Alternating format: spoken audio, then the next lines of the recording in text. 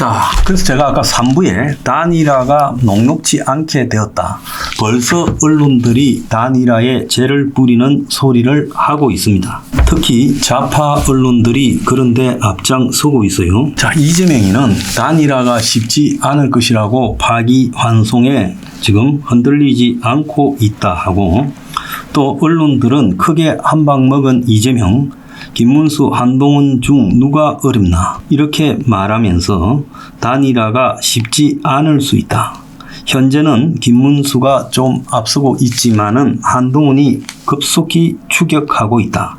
파기환송 때문에 이제 한동훈으로 해볼 수 있다라는 시각이 지금 나오고 있고, 더 나아가서 김문수도 단일화의 조건에 호락호락 응하지 않고 시간을 끌 가능성이 있다. 자, 후보가 되면 당에 있어서 지도력을 다 가지게 됩니다. 대선 당선될 때까지요. 그러면 김문수는 후보가 되면서 당의 단일화 여론조사를 자기한테 유리하게 만들 것은 틀림없다.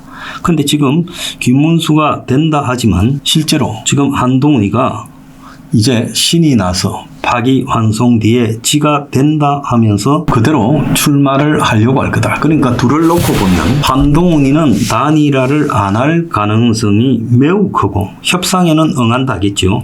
다만 단일화 협상을 깨지게 만들 것이다. 저는 그렇게 추정하고 있습니다. 한동훈은 계엄을 쳐다만 본 총리, 역사의 죄를 어떻게 감당할 거냐 하면서 한덕수 등의 출마에 대해서 매우 비판적으로 가고 있어요. 그래서 한동훈계에서는 더 큰 책임을 지겠다라는 한덕수의 말이 잘못됐다 이야기하면서 왜 심판이 선수로 나서냐며 이재명이 하던 이야기와 똑같은 소리를 하고 있고, 자, 한등에 대해서 출마를 반대하기 때문에 실제 단일화도 안 할 거다라는 입장이 보여요. 자, 김문수도 어제 일방적인 양보를 하지 않겠다 그러면서 단일화에 녹록하게 응하지 않을 것을 지금 언급을 하고 있어요. 그래서 실제로 지금 유죄 취지 파기환송 뒤에 국민의힘이나 그 주변에서는 단일화가 잘 되지 않을 가능성이 훨씬 높아졌고 이것이 매우 걱정이다. 그래서 경우에 따라서는 9일, 10일까지 단일화가 되지 않고 단일화 협상이 깨진 채 시간이 가게 될 거고, 그러면 한덕수도 등록하고 국민의힘 후보도 등록하고 이렇게 될 건데, 국민의힘에서는 한덕수가 조직력이나 돈을 감당할 수 있겠느냐, 결국 오래 뛰지 못하고 손을 떼고 빠질 거다. 자, 그래서 한덕수를 그냥 단일화 협상을 결렬시켜서 코너로 몰고 끌고 가면 자기들 쪽으로 자연히 단일화된다, 이런 생각을 하는 사람들이 참으로 많습니다. 그래서 저는 저자들은 대선에 이길 생각보다 이재명이가 유죄 취지 파기환송이 되었다 해도요, 이재명이는 약해지지 않았어요. 자, 어떤 사람은 금강불개 같은 이재명이의 근성이 발휘되어서 오히려 단일화에 흔들리지 않고 자기 세력을 더 규합시킬 것이다. 중도층에서 일부가 보수 쪽으로 넘어가겠지만 이런 유죄 취지의 파기환송 결과에도 불구하고 이재명이의 골수 지지자들은 변하지 않을 것이다.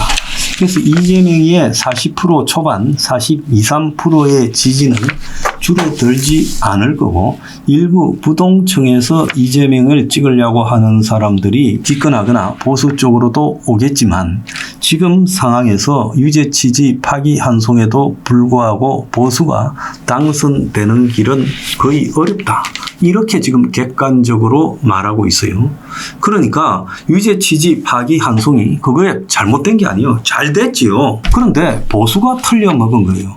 이 사람들이 유죄 취지 파기환송이 오면, 자, 이럴 때 승리의 가능성이 더 높은 쪽으로 서로 단일화를 하고, 또 자신도 욕심이 있으니까 공정한 단일화를 하자.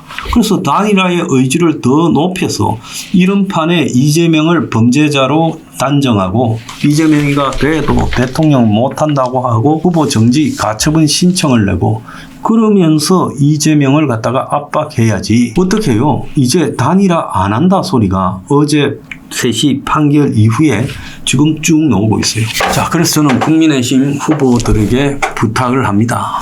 단일화의 소극적인 자는 아마 역사적 심판을 받을 것이다.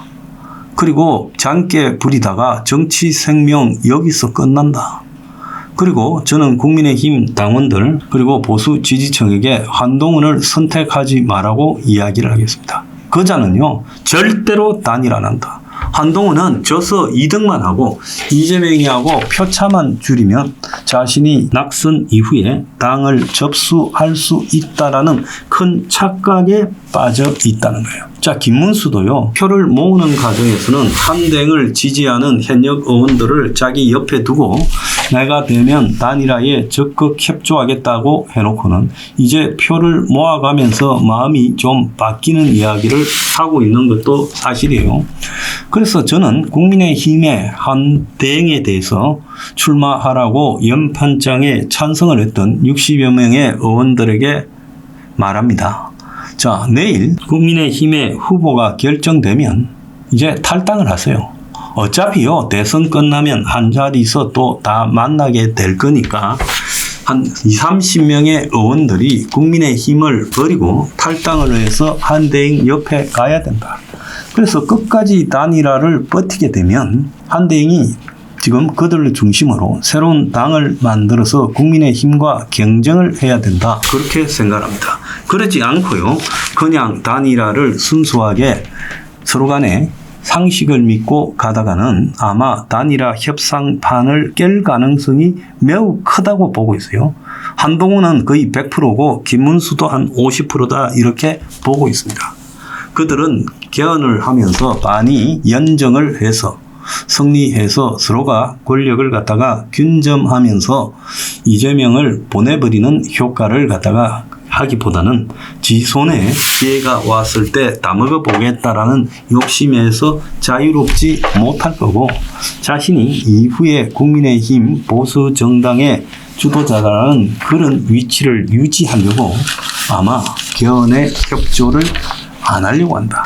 그래서 지금 유죄 취지의 파기환송이 아이러니하게도 대법원의 훌륭한 용기 있는 판단에도 불구하고 저 썩은 보수들에게는 지금 독이 되고 있다는 겁니다. 그래서 앵그리 블루는 8일 9일 중에 국민의힘 당사 앞에서 부산 서면에서 단일화 촉구 집회를 신고해놨어요. 그래서 단일화를 하지 않을 때 그 앞에 분노한 애국 시민들이 몰려가서 저들을 그냥 두면 안 됩니다. 저는 몇 달 동안 길거리에서 고생한 보수 애국 시민들에게 부탁드립니다.